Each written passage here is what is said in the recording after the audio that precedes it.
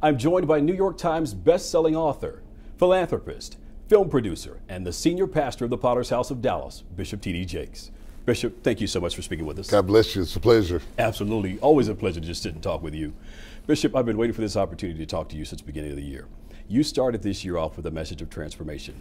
And since that time, we have literally seen you transform before our eyes. Let me say, you look great. Thank you. Thank you. Yeah, absolutely amazing. And I have to say, I was looking through Instagram just the other day. I was scrolling through there.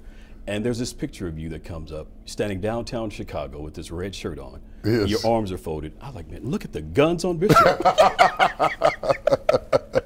Yeah, it's hard to transform an old man, you know? Well, you're doing a great job of it, I must say. Thank you. A lot of sweat equity in there. But, I really wanted to try to work out and get in shape and take care of my body a little better as I get older. You know, I should have done it sooner. But better late than never, and yes. I'm glad you noticed it. Yeah. So not only have you personally changed, but even in terms of your ministry and teaching, you have transformed from not only preaching. We've never really heard you hoop, while you're certainly capable of hooping. We've never really heard you hoop, but you're moving more toward a teaching phase. Talk a little bit about why that was important for you. Well, you know, I think it's important at this stage and age that I pass on thought and not just fervor. That I tell you what I think and not just how I feel. I think that our congregation has developed to the point that they are thinkers, they are listeners, and though we are demonstrative by nature, and we will always be demonstrative, that does not minimize the fact that we are also equally intellectual. Yes. And as such, to respect the magnitude of people that are up under my tutelage and leadership, I have to be a person that espouses thought worth traveling for. Yes. I've got judges, lawyers, attorneys of all types, doctors, intellectuals, professors that go to this church. Then I've got homeless people and people from shelters that go to this church, and I have to feed the entire flock of God without catering to one over the other. Yeah, yeah. And to support this new style of teaching, of course, the stage has been transformed as well. Right. Let's talk about these LED panels and the things that are taking place on stage. You know, they kind of drug me kicking and screaming into that. I'm a little traditional about the stage and the decorum, but when I saw what the screens could do, yes, how they will give such visualization to the text, I thought, oh, wow, this is good. And then you're talking to a guy who's a pastor and a film producer. Yes. So it's kind of where those two worlds collide in my screens. I kind of brought a little bit of the film over to church and brought a little bit of the church over to the film industry. And the integration of the two ideologies has caused both arenas to benefit. Yeah, and that's a great segue into my next point. Heaven is for real. No doubt you felt when you partnered with this program that with this project, that it would do well. But did you ever think, just within days of this film coming out, there were countless number of people on social media talking about how their faith had been renewed and strengthened as a result of seeing this particular project? It's exactly what our gifts are meant to be used for. To be able to go from behind the pulpit into the mainstream audience and present a message in a palatable way proves that it is not the message that is offensive. Many times it is the method that is offensive. And I think that we can present a message, a compelling message that makes people rethink their faith without assaulting them in the process. And Heaven is for Real was beyond my wildest expectations. I thought it would do good, but nothing like what it has done. It's been absolutely amazing, and I think it speaks to the great cast and the great director that we had, and just Joe Roth being the co-producer with me on this project, and just the infusion of so much talent and skill and good script writing.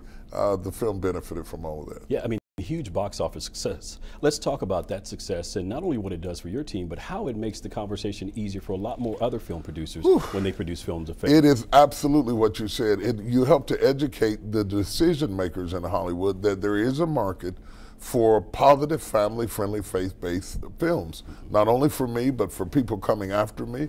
It's affected television. When one of us win, we all win. Yes. The deals flow better. The contracts are easier. The doors are open. The budgets increase. There's a business element to this that is very, very important. And if it is done correctly, it changes the game for everybody. Yeah, yeah. Talking about changing the game, I am holding in my hand what you have described to be one of the most important and the most impactful projects you have ever done. That says a lot for someone who has a number of New York Times bestsellers. Why do you feel that way about this instinct?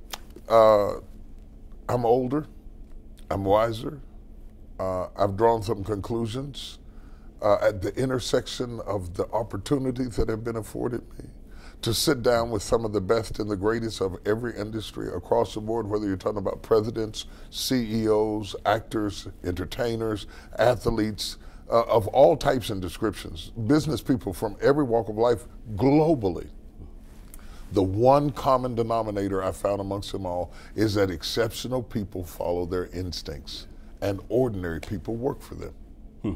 If you follow your instincts, it will lead you down a path that others will want to follow. You may not end up rich, you may not end up famous, but I guarantee you, you will end up further than you were the day you started. Man. As we look at the cover here, we see the elephant here, and certainly they'll come to appreciate it a little bit more once they actually read the book than when they learn more about your aha moment. Let's talk about this aha moment, as much as we can share without giving it all away. Well, it's no problem. I was on a safari in South Africa with my son.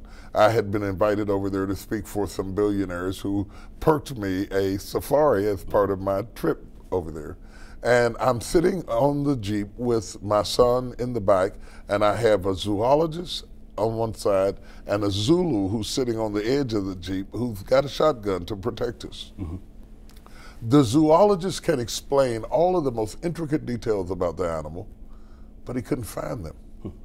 The Zulu couldn't explain it, but he said, the elephant is over there. Yeah. He could find it. And I thought intelligence can explain it, and we need that, but instinct can find it. And I think we have had enough explaining. We need people who are instinctive, who can say the elephant is over there. I believe your next big thing will be unveiled by your instincts and not just your intellect. That is so profound. And actually, as you have been teaching on this for several weeks, and as you've been teaching on this, the audience really seemed to resonate when you make that distinction between your instinct and intellect. Why do you feel that is? I think it is because people have been trying to figure this out for a long time, and people have told us if you go to school and you get a degree, you're going to have a great job and you're going to die with a gold watch from some company somewhere. And that may be true, but that great job will be working for somebody who followed their instincts. You know, whether you're talking about Apple or Nike or OWN or Tyler Perry Studios, you will end up working for somebody who went out on a limb and followed their instincts, and maybe they'll hire you. And you have to decide, do you want to work for them or do you want to be them?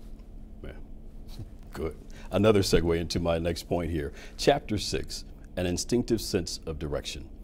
In there you have a section entitled, Scare Me Again. Yeah. And you go on to describe how it's like a grandparent watching the grandchildren. Grandchildren are running around the house making a bunch of noise, and the grandparent is either watching and reading the newspaper or perhaps studying or something. And then all of a sudden there's this silence that comes over the room, and the grandparent looks up over whatever he or she is reading and connect eyes with the child, and that child is standing on the stairs. In this moment of silence, there's the stare, and then there's boo from the grandparent. And the child erupts into, I want to quote you specifically here, and the child screams of glee erupt from the child's lips like water from an artesian well. And then you go on to just explain that this is what many gifted and talented people are waiting on. Our instincts hunger for a task that is equivalent to the scare me again. Unpack that a little bit more.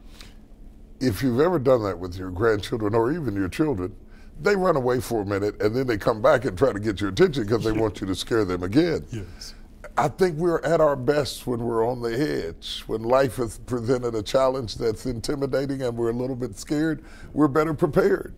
And I think that our creativity diminishes when the challenges decrease. So I wrote Scare Me Again to say you need to be scared again. You need something to say boo again. Yeah.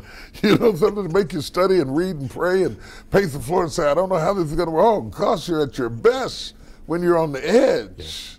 Yeah. And why avoid it when that's the creative spot? That's the sweet spot for instinctive inspiration. Yes. And so I wrote that as a catalyst to tell people, don't back away from that. Don't say, you know, success is getting everything neat and calm and quiet. No, that's boredom. Success is when you've got something in front of you that scares you again and you think, oh, you know, I gotta go. I gotta get ready. You're never at your best. You're never more creative. You're never more insightful. You're never more engaged than when you are a little bit intimidated.